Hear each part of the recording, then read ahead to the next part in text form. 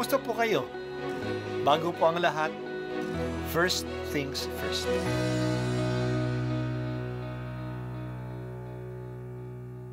Good morning po. Sinisimulan po natin ngayon ang first things first. At dito po, tinatalakay natin sa unang bahagi ng umaga natin ay ang first readings na binabasa po sa banal na misa. Ito pong tinatalakay natin kasi madalas po marami na tayong alam tungkol sa gospel readings.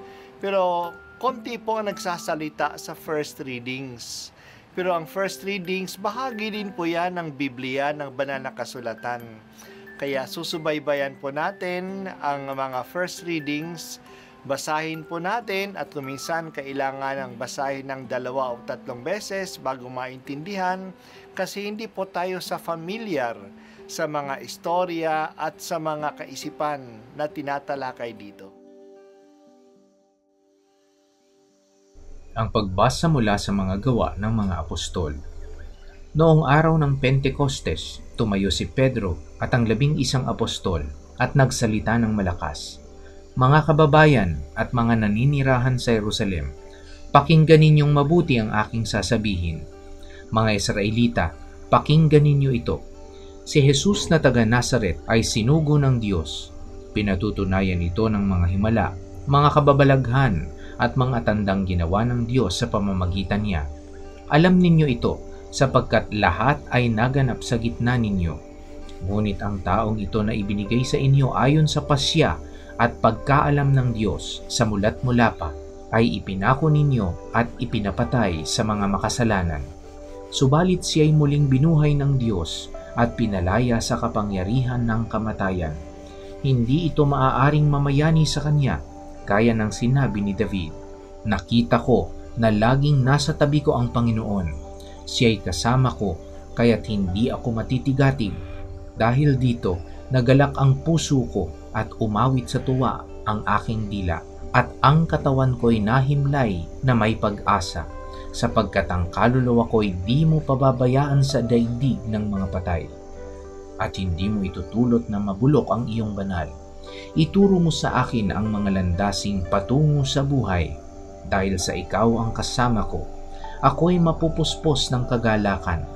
Mga kapatid, masasabi ko sa inyo ng tiyakan na ang patriarkang si David ay namatay at inilibing. Narito ang kanyang libingan hanggang ngayon. Siya'y propeta at nalalaman niya ang pangako sa kanya ng Diyos na magiging haring tulad niya ang isa sa kanyang mga inapo. Ang muling pagkabuhay ng Mesiyas ang nakita at hinulaan ni David ng kanyang sinabi, hindi siya pababayaan sa daigdig ng mga patay at hindi itutulot na mabulok ang kanyang katawan.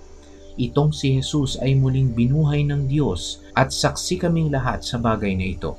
Nang itaas siya sa kanan ng Diyos, tinanggap niya sa kanyang Ama ang ipinangakong Espiritu Santo at ito'y kanyang ipinagkaloob sa amin tulad ng inyong nakikita at naririnig ngayon. Ang salita ng Diyos. Salamat sa Diyos. Ngayong Easter time, ang mga unang pagbasa natin sa araw-araw ay galing sa aklat ng mga gawa ng mga apostoles or the book of the Acts of the Apostles.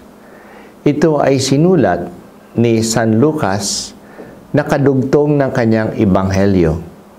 Sa ebanghelyo ni San Lucas, nakasalaysay ang buhay ni Jesus mula sa kanyang pagkabata hanggang sa kanyang pag-akyat sa langit. Sa gawa ng mga apostol naman, matatagpuan natin ang salaysay ng simbahan mula sa pag-akyat ni Jesus sa langit hanggang sa pagpunta ni San Pablo sa Roma.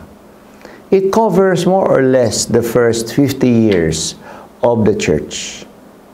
Dito, pinapakita ni San Lucas kung papaano pinagpapatuloy ng simbahan ang misyon ni Jesus at kung paano ito nakararating sa dulo ng daigdig na para sa kanya ay ang Roma, ang kapital ng Roman Empire na sumasaklaw sa buong mundo noong panahon.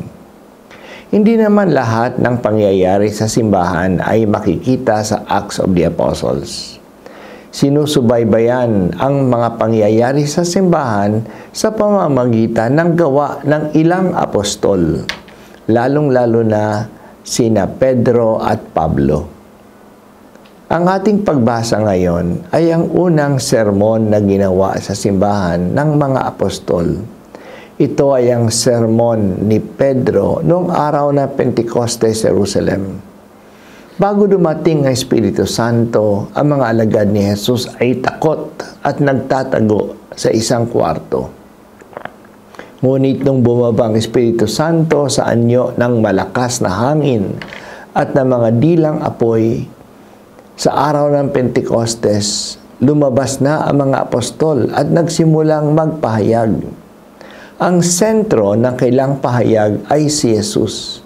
Si Jesus na makapangyarihan sa kanyang gawa at salita, ngunit dinakip, pinasakitan, pinatay sa krus, ngunit siya'y muling nabuhay. Ang kanyang muling pagkabuhay ay nakasaad na sa Biblia. At dito ginamit ni San Pedro ang isang quotation na galing sa Salmo 16. Ayon sa paniniwala nila noon, si David ang sumulat ng mga salmo. Ang sinulat na ito ay tungkol sa isang patay na hindi pababayaang patay at mabubulok, ngunit luluwalatiin. Ang tinutukoy dito ay hindi si David, ngunit isa sa kanyang mga inapo. Ito nga ay tumutukoy kay Jesus na muling binuhay ng Diyos na ngayon ay nakaluklok na sa kanan ng Ama sa langit. Sinabi ni Pedro at ng mga apostol na sila ang mga saksi na si Jesus na pinatay ay muling nabuhay. Ang unang pahayag ng simbahan ay tungkol kay Jesus. Si Jesus nga ang message ng simbahan mula pa noong una, mula pa noong simula. Siya ang dakilang gawa ng Diyos. Marami tayong masasabi tungkol kay Jesus, pero ang pinakasentro ng ating proclamation tungkol kay Jesus ay ang kanyang pagkamatay at muling pagkabuhay. Ito ay talagang nagpapatunay na siya ang pinadala ng Diyos. At ito ay hindi lang basta-bastang nangyari.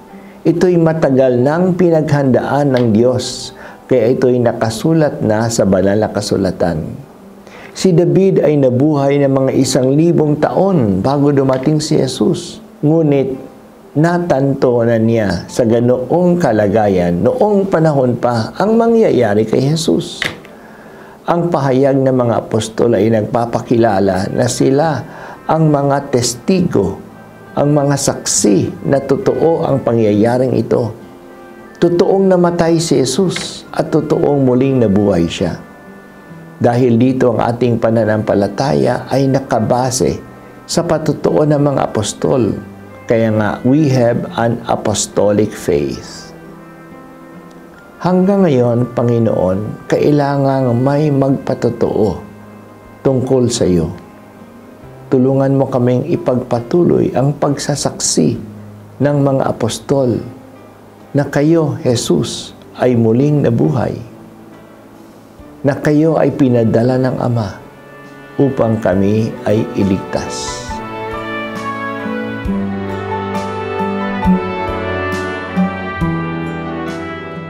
At ako po ay si Bishop Broderick Pabilio dito sa First Things First.